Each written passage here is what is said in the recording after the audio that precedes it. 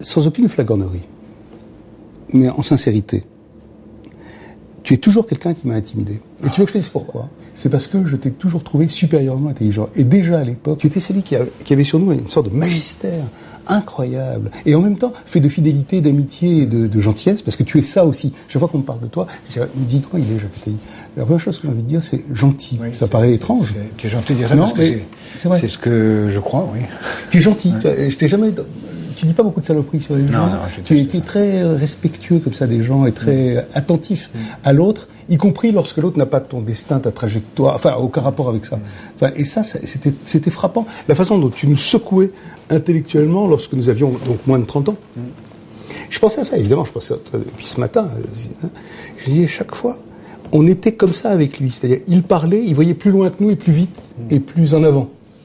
Tu étais comme ça, tu étais le même, en fait. J'ai une machine intellectuelle qui fonctionne, donc j'essaie de la mettre au service des autres, parce que c'est pas... J'ai jamais voulu la mettre au service de l'argent, j'ai voulu la mettre au service de...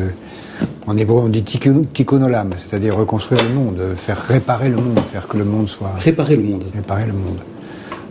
Faire en sorte que le monde soit légèrement moins bien après moi qu'avant moi, quoi. Voilà, c'est ça mon obsession. Et toi, se réparer le monde, se penser le monde, P-A-N et P-E-N, est-ce que tu penses que ça vient de ton enfance ? Enfin, est-ce que je ne sais pas l'enfant que tu étais. D'abord, j'ai un frère jumeau, faux jumeau, mais quand même, ça fait un Bernard. frère, voilà. Ça fait un frère, une présence. Deuxièmement, Tu n'es jamais seul. Voilà. En plus, même si c'est un faux jumeau, donc c'est tous les avantages d'un frère sans les inconvénients de la gémellité, l'identité, etc.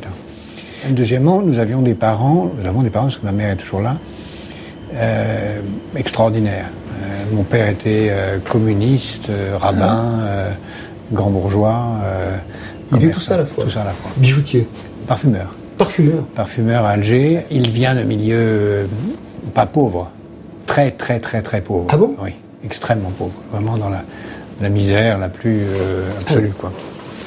Tu n'étais pas né, toi, du tout. Tu n'as pas connu ça. Non, pas du tout. Moi, je n'ai connu que la vaisselle d'or, si j'ose dire. Mon père, quand je suis né, et ma mère avait déjà installé une grande situation de distributeur de parfums. Mais mon père était avant. Il avait voulu être rabbin. Comme il était le cadet d'une famille de 9 enfants, dont son père était mort quand il avait 12 ans. À 12 ans, il a dû travailler. Ma mère également vient d'un milieu très modeste, et donc ils se sont rencontrés alors que mon père avait déjà très bien réussi. Donc j'ai été élevé dans une ambiance extrêmement exigeante. Un père magnifique, mais qui est une sorte d'obsession du savoir, un autodidacte qui avalait le soir, quand il rentrait du boulot, il avalait des dictionnaires en 20 volumes, quoi. Qui me traduisait l'hébreu en français en passant par l'arabe. D'ailleurs, j'ai appris à lire l'hébreu avant de lire le français, même si eux parlaient le français sans aucun accent, ni arabe, ni pied noir, ni quoi que ce soit, ils parlaient un français absolument parfait. Mais entre eux, ils parlaient arabe. C'est malheureux parce qu'ils ont refusé qu'on apprenne cette langue pour la garder pour eux, puisque la promotion sociale... La promotion sociale, c'était le français. Donc, les meilleures écoles, les meilleurs lycées, l'obsession du savoir, l'obsession de travailler... Ils t'offrent toute la pléiade. Oui, c'est-à-dire que quand on arrive à Paris... En 56, vous arrivez. Donc le 1er novembre 54... Déclenchement de la guerre d'Algérie. C'est mon 11e anniversaire. Et là, mon père se rend compte que mon frère et moi, on commence à déraper. C'est-à-dire déraper ? C'est-à-dire que lui est toujours communiste. Ferrat Abbas est venu dîner à la maison quelques jours avant le début. Enfin, tout en étant grand bourgeois, il recevait en même temps les grands propriétaires de parfums du monde entier. C'était Lauder, était une de ses amies. Il était très, très installé. Très important, oui. C'était l'ami des grands parfumeurs du monde qui venaient était le plus grand distributeur d'Afrique du Nord. Mais tout en étant resté communiste dans son âme, il avait quitté le parti avant la guerre.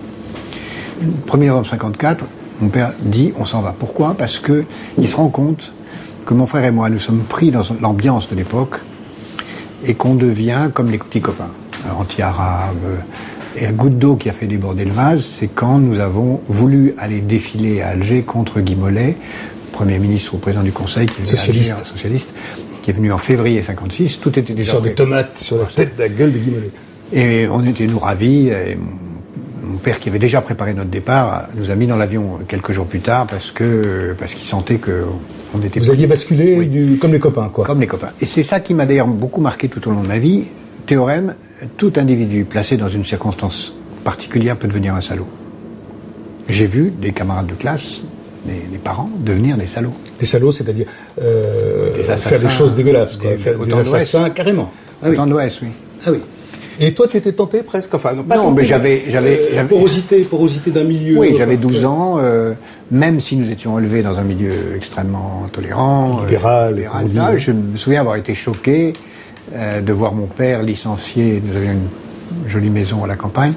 Mon père, un jour, a licencié un contremaître français parce qu'il avait donné un coup de bâton à un ouvrier arabe. Ouais, j'avais été surpris du licenciement. Ah oui. Ouais.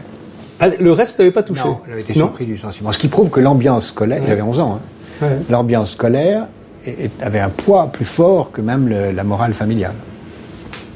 Donc, il nous a sortis de là. Allez, hop, Paris. On prend l'avion à Paris, au milieu des cours. On a abandonné les classes au mois d'avril en contrebande. Interdiction de dire aux camarades de classe, interdiction de dire à personne qu'on quittait, parce que c'était une trahison de quitter l'Algérie alors que tout le monde pensait qu'on était là pour 1000 ans, quoi.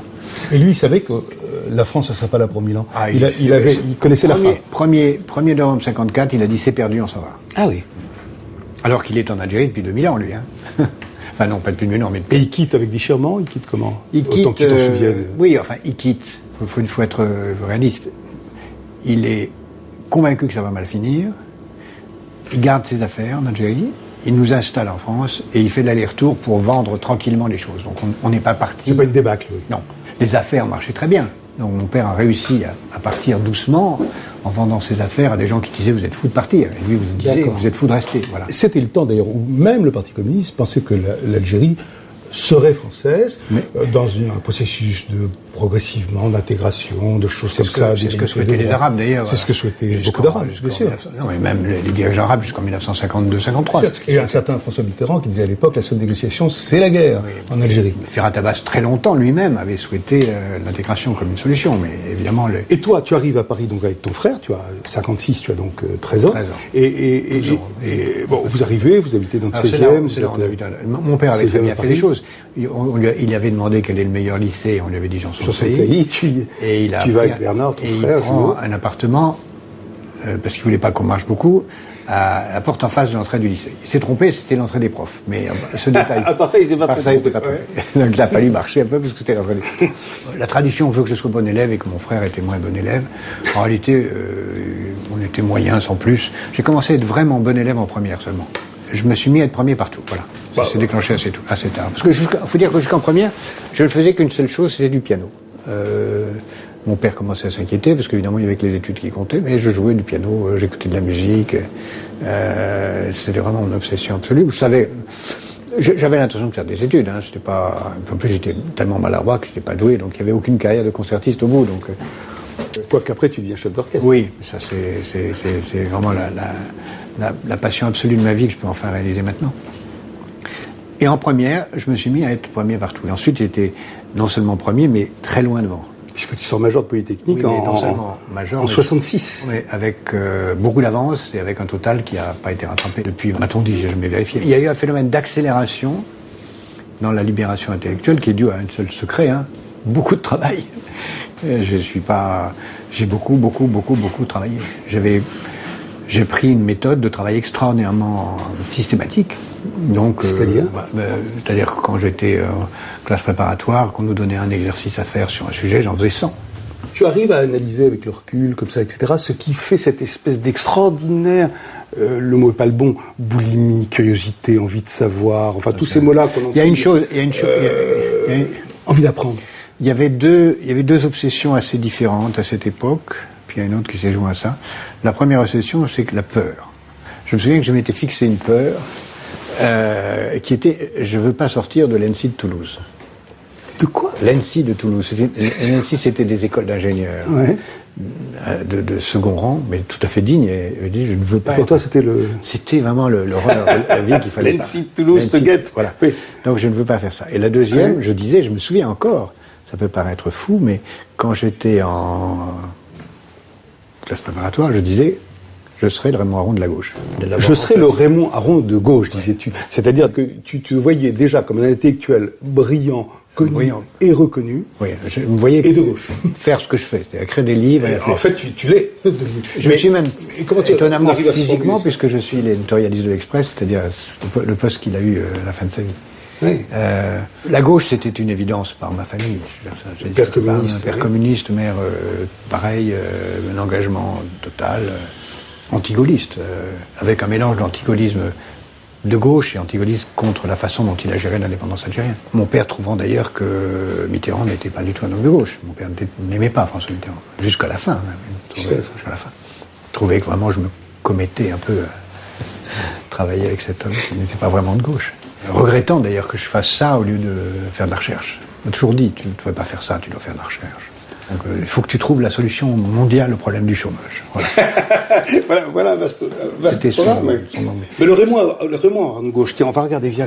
On va regarder une photo, justement, de ces deux personnages dont tu viens de parler. Regarde, comme les choses. Regarde. Tiens, si toi, si tu veux, autour, on reste debout comme tu veux. Voilà. Ah, François Mitterrand. Voilà, François Mitterrand. Ça, c'est une photo étrange. Même s'il a un air comme ça, mandarin. Non, mais ça, c'était une photo très gentille parce qu'elle a été prise à Bruxelles, un soir où j'avais été faire une conférence à Bruxelles. Et au milieu de la conférence, qui je vois rentrer dans la salle, au fond de la salle, François Mitterrand. Je ne savais pas qu'il était à Bruxelles. Je ne savais pas qu'il savait que je faisais une conférence. Et il est venu très gentiment assister à ma conférence. Ça m'a fait un plaisir. Ah, c'est magnifique. Et comme ça, pour te faire une surprise, pour dire je suis là. C'était très tôt, c'était en 72, 73, à peu près au même moment où ça c'est le début de notre relation, quoi. Oui. Moi, je me souviens très bien de vous comme ça, avec des grosses lunettes, comme ça. Je me souviens très très bien avec la mèche, comme ça. C'était l'époque. Mais dis-moi, la première fois que tu le rencontres, François Mitterrand, parce que tu dis, même maintenant, enfin, c'est la grande admiration de ma vie, en dehors de mon seul père. Patron. En dehors de ton ton seul patron que j'ai jamais eu. C'est le seul patron que tu as jamais eu, tu n'as jamais supporté d'en avoir deux, y compris quand tu as proposé, dit-on, d'être ministre des Finances, et je ne vais pas passer l'âge d'avoir un patron. Hein, j'en ai eu qu'un, ça me suffit. Oui. Je l'ai rencontré juste au lendemain de la campagne. De 65. Donc, comme le repère se fait avec la fille avec qui j'étais, puisque je l'ai rencontré dans une boîte de nuit. Donc je repère ça là. Donc il dînait dans une boîte, dans un restaurant boîte de nuit, moi aussi. On ne vous voit pas du tout dans une boîte de nuit tous les deux. Ben pourtant c'était... Et pourtant. Et pourtant. Donc lui était dans une boîte de nuit avec une jolie femme, moi aussi, et je lui ai pas abordé, mais à la sortie, je me suis arrangé pour lui dire, monsieur, j'aimerais vous voir. Quelle image tu te faisais de lui quand tu vois Pour moi, c'est l'homme qui allait devenir président de la République de gauche, vraiment. Vraiment. Il avait failli battre De Gaulle. Il avait mis De Gaulle en ballottage en 65. Donc pour moi, c'était... Et il me dit, venez me voir. Bon.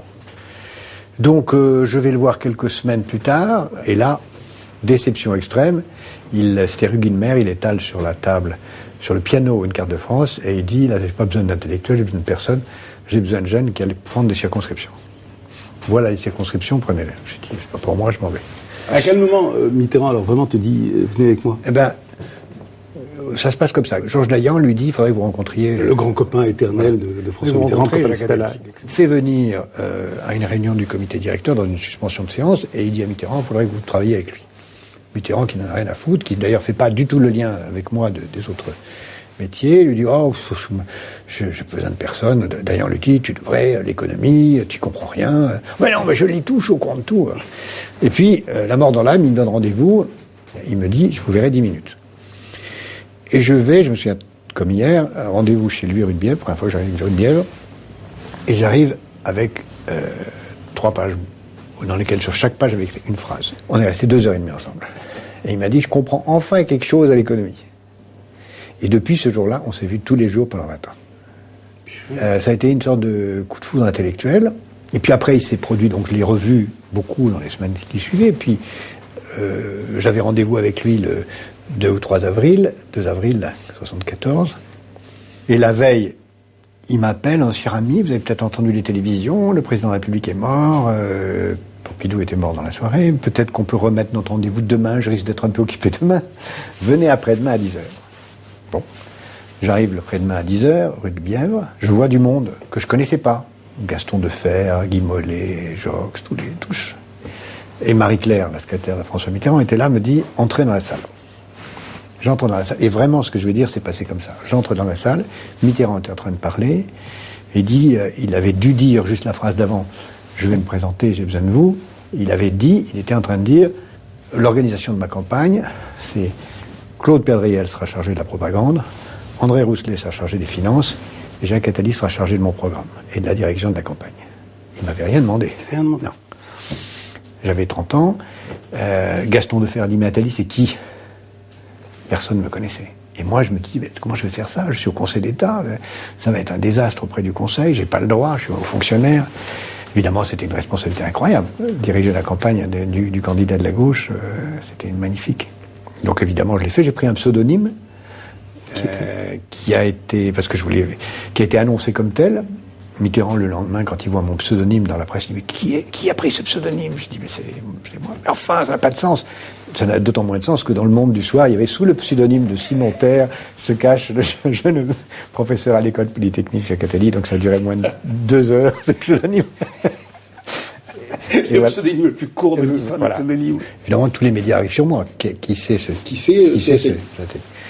Donc on gère la campagne. C'était la plus belle campagne qu'on ait jamais faite. C'était la bataille qu'on aurait pu gagner. D'ailleurs, je me souviens qu'après la réunion dont je viens de parler, Mitterrand me prend à part et après, il me garde et il me dit, vous savez, si Pompidou était mort dans 6 mois, je serais élu, mais là je vais faire 13 200 000 voix. Giscard, France, 13 500 000 voix, parce qu'il va truquer les voix des dom-toms. Il s'est trompé de 200 000 voix. Il a fait 13 400 000. Il avait une connaissance incroyable. Et d'ailleurs, il a toujours regretté d'avoir perdu cette campagne.